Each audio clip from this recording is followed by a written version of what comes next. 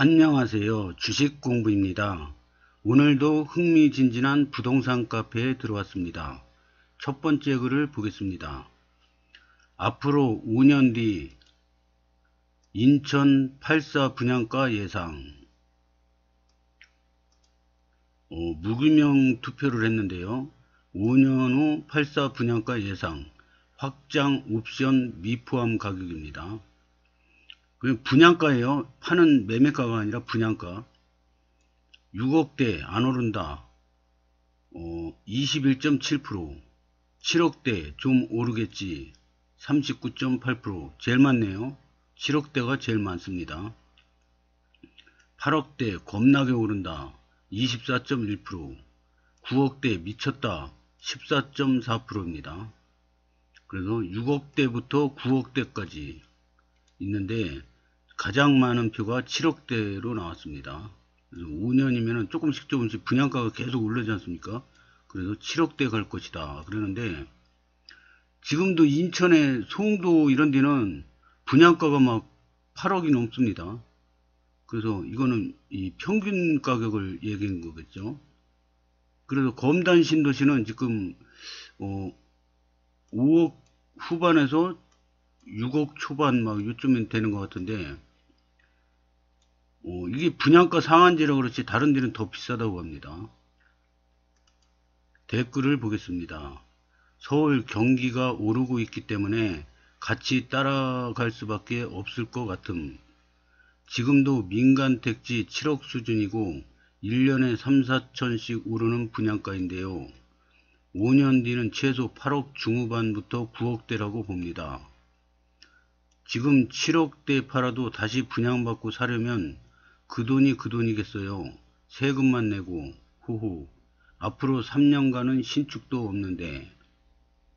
인천은 앞으로 대한민국에서 가장 낙후된 시골이 될 거라 봅니다. 분양가는 높을 수도 있겠지만 최소 10년간은 국평기준 3억 넘기 어려울 거라고 봅니다. 이분은 좀 생뚱맞으네요.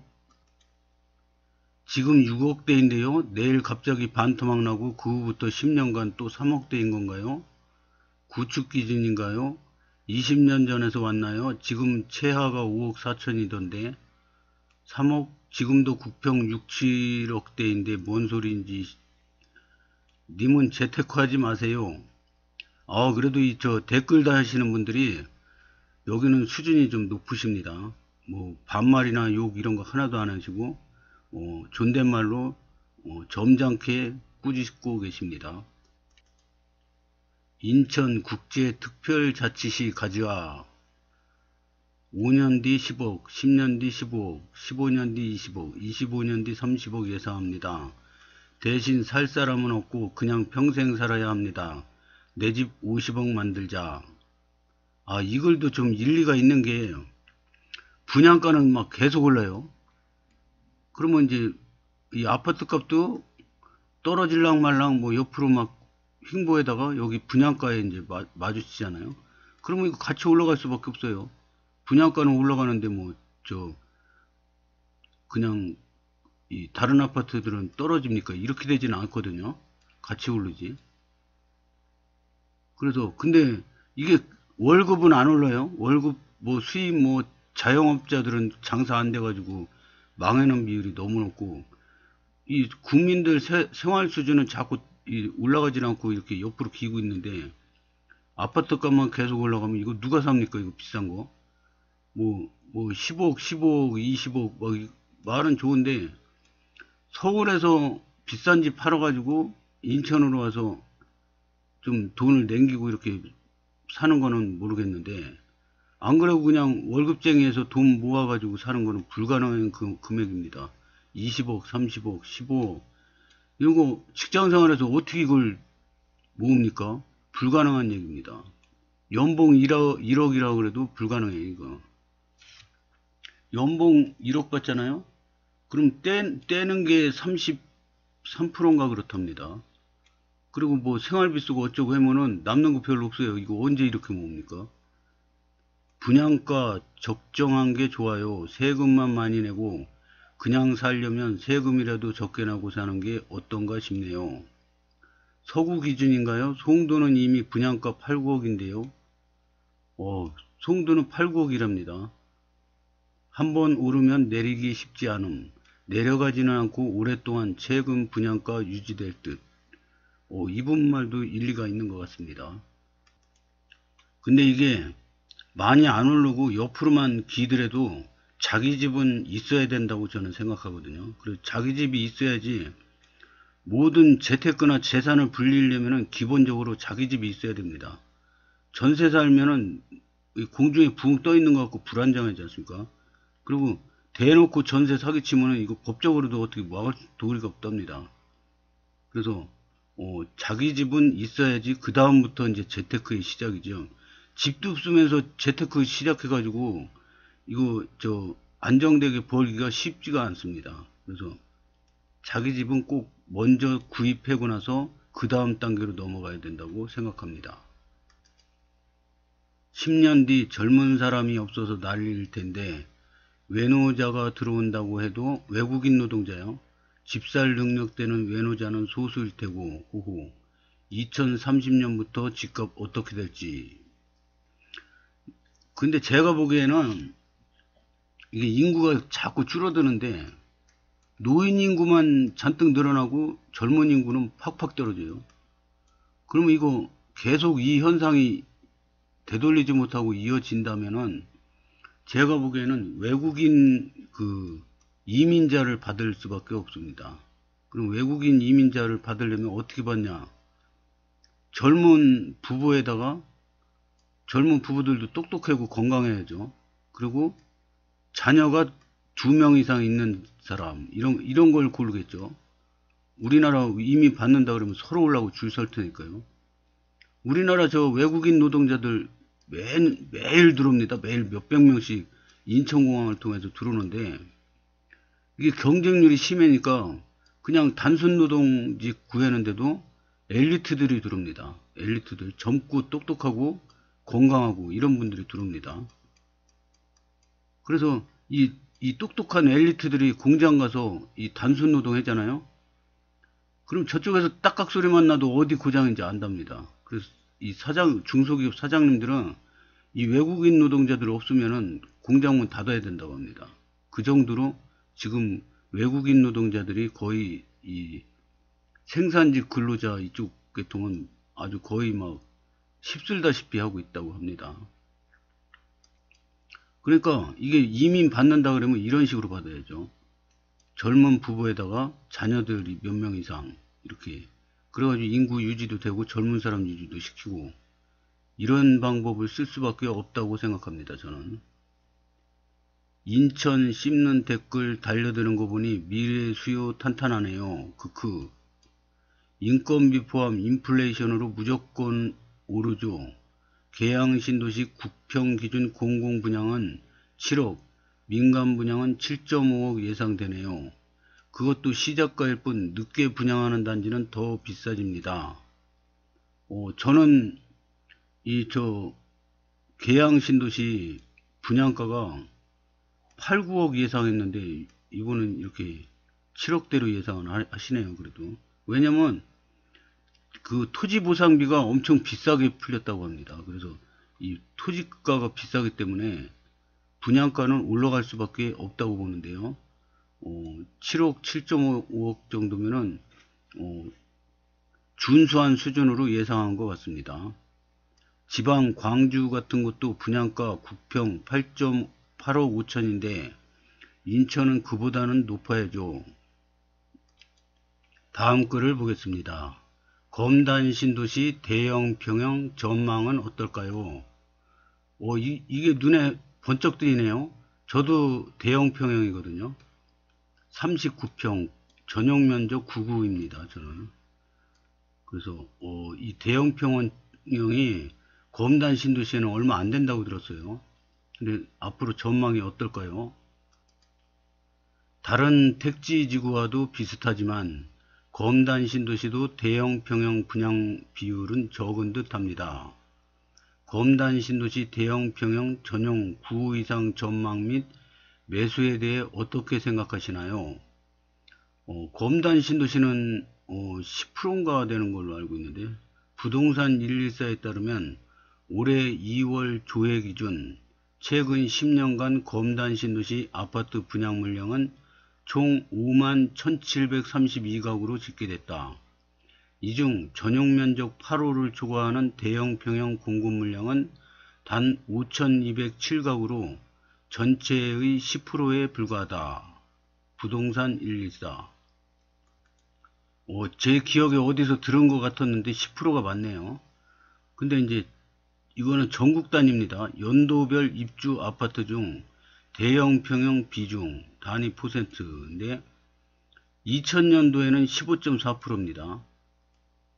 근데 점점 대형 평수가 인기가 높아지면서 쭉쭉 올라가더니 2010년에 피크를 칩니다. 33.7%. 어마어마하죠. 그러다가 이제 서서히 줄어듭니다. 이제 그러다가 재작년에 2022년에 5.4%까지 줄어듭니다. 그러면 이제 구축 아파트는 대형 평형이 많은데 구축 아파트는 인기가 뚝뚝 떨어지지 않습니까? 왜냐면 난방비에 수리비에 막 많이 들어가니까요. 근데 이제 신축 아파트는 서로 선호한단 말입니다. 그것도 좀 여유가 있는 분들은 만약에 4인 가족이다 그러면은 84 살면 되는데, 좀 여유가 있는 분들은 좁게 생각합니다. 이거 84로. 그래서 더 큰 거를 선호하게 되거든요. 근데 이제 요 밑에 표를 보면은 이게 2023년 기준으로 가구 원수에서 4인 가구가 14.01%예요. 현재. 작년이죠, 작년. 5인 가구 이상은 3.87%. 합하면은 17.88%인데 지금 5.4%밖에 안 되잖아요. 대형 평수 수요가 4인 가구, 5인 가구 이상의 17.88%인데 5.4%밖에 안 돼요. 그러면 이제 돈이 모자르면 어쩔 수 없이 84 밑으로 들어가야 되는데 굉장히 좁고 불편하죠. 그래서 여유만 생기면은 대형 평수를 찾게 되어 있습니다. 그래서 이거는 뭐야, 이거 한 4분의 1 토막 났죠. 그래서 4명 중에 1명만 들어가고 3명은 못 들어갑니다. 대형 평수에. 그러면 이제 작은 평수로 들어가야 되는데 생활 수준이 뚝 떨어지죠. 5인 가구 이상은. 2033년 예상으로는 4인 가구가 10.03%, 5인 가구 이상은 2.45%로 뚝 떨어진답니다. 그래도 합하면은 12.53%예요. 근데 이거 5.4%는 너무 적다 이거죠.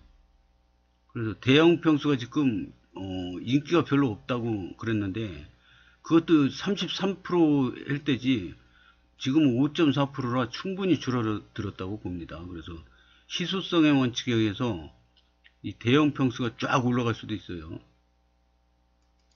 고수님들의 댓글을 보겠습니다. 저도 검단 제풍 115 줍줍한 불인이입니다. 집집마다 사정이 다르겠지만 저는 4인 가구에 강아지도 있고 해서 수납 공간 많고 넓은 집에서 살아보고 싶어 무리해서 잡았습니다. 제 개인 의견으로는 실거주로는 매수에 한 표, 대형 비중이 적어 희소성이 있으나 투자로는 관망 정도가 맞지 않나 싶네요. 이분은 4인 가구에 강아지도 있고, 요즘에는 강아지 키우는 분들이 강아지도 식구로 생각합니다. 그냥 동물이 아니라 식구로 생각하시더라고요. 그러면 5인 가구나 마찬가지죠. 그래서 대형 평수 괜찮은 것 같습니다. 동감입니다. 제풍 4차 말씀하시는 거죠? 네, 맞습니다. 제풍 4차가 여기서 좀 멀어서 탈인데 그것만 빼면은 숲세권에다가 주변에 학교도 있고 괜찮은 자리인데 여가에서 좀 먼 게 그게 단점입니다. 115라 하시길래 제풍 4차는 110입니다. 자기 아파트 평수도 모르네요. 뭐 바쁘면 그럴 수도 있습니다. 요즘에는 뭐 다 바쁜 시대니까 그게 중요한 게 아니고 입주해서 들어간다는 게 중요하죠. 뭐. 아하, 알겠습니다. 투자는 불인이라 모르겠지만 실거주로는 거거익선이죠. 크면 클수록 좋다 이거죠. 거거익선이죠. 1단계도 대형 평수 부족으로 푸르지오 더 베뉴 대형이 올 들어 국평보다 더 거래가 많았죠. 희소성. 푸르지오 그 대형 평수 그 집값도 신고가로 막 날아가는 것 같더라고요. 보니까. 난방비만 감당되시면 거거익선이라고 봅니다. 검단이면 가성비 좋아서 거거익선 거거익선. 검시는 죄다 8사로만 지어놔서 4인 가족에게는 대형이 희소성이 높아 보입니다. 솔직히 8사는 4명 살기에는 좁죠. 4인 식구 34평도 짐이 많아지니 좁네요. 제 공간이 필요해서 방 4개가 필요. 거거익선입니다. 37평 이상이 별로 없어서 희소성도 있고요. 집과 차는 클수록 좋지요. 거거익선입니다. 그래서 이번에 검단으로 이사갑니다. 37평. 잘 부탁드립니다. 주민 여러분. 37평이면 어디죠? 신안. 무조건 거거익선 추천합니다. 진리입니다. 단 큰 거 살다가 작은 거 못 가는 단점이 있습니다. 살림살이 사이즈가 다 커지고 양도 많아집니다. 호호. 저희는 지금 빌라 5구형 살고 있거든요. 5구형. 저는 5구형도 되게 큰 줄 알았어요. 방 3개요. 화장실 2개. 그래서 우리 빌라가 엄청 크고 좋은 줄 알았거든요. 그랬더니 아니더라고요. 부동산 공부해 보니까 우리 집이 소형 저가주택에 속하더라고요. 근데 저는 이거 우리 집 되게 좋고 큰 줄 알았어요.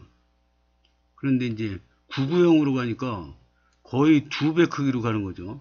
그럼 이게 집이 커지면 짐도 늘어나지 않습니까? 그러면 큰 집 살다가 작은 집으로 가려면 짐 다 내불고 가야죠. 그래서 이런 말씀을 하신 것 같습니다.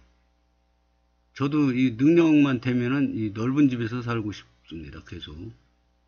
역세권은 상승, 비역세권은 답보 내지는 하락 예상합니다.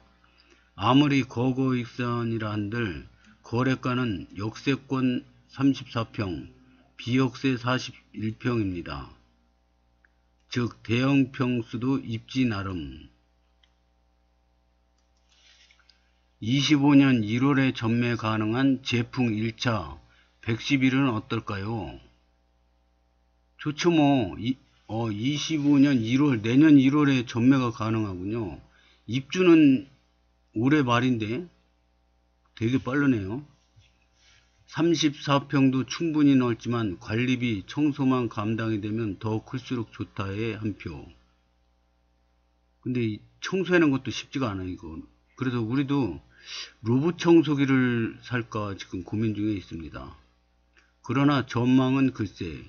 아무래도 이 지역 대형 평수면 투자보단 실거주인데 앞으로의 저출산 플러스 고령화 분위기에 굳이 대형 평수를 선택할 것인가, 아니면 여전히 국평 수요가 압도적일 것인가 등등 생각해보면 애매한 부분이 엄청 많긴 함. 게다가 국평 34평 자체도 대형 평수로 인식되는 시기가 올 수도 있어서 참 애매함. 물론 투자고 뭐고 다 떠나서 한 채만 고르라면 제호수 단지들 중에 펜트하우스가 있는 걸 고르겠음. 제호수 단지 중에 펜트하우스 있는 단지는 우리 아파트인데요. 힐스테이트 검단 웰카운티입니다. 이왕이면 시원하게 60 내지 70평. 호호호. 이건 너무 비싸지죠. 60 내지 70평이면은 아무리 검단 신도시라도 10억 넘어갈 거라고 봅니다. 34평 3인 사는데 갑갑해서 38평으로 가요. 그렇군요. 그러면 우리는 39평이니까 이사 안 가고 그냥 살아도 되겠네요. 대형 평수라고 무조건 난방비가 많이 나오는 건 아닌데 구축 34평이 더 난방비 많이 나올 때도 있고 집마다 다르죠. 거거익선. 좋아 보여요. 영상 정리 참조요. 채광 좋은 뻥뷰 정남향 신축 40평 난방비가 오히려 34평보다 조금 나오더라고요. 일조권이 중요합니다. 이 난방비에는 햇빛이 비치고 안 비치고에 따라서 엄청 차이 납니다.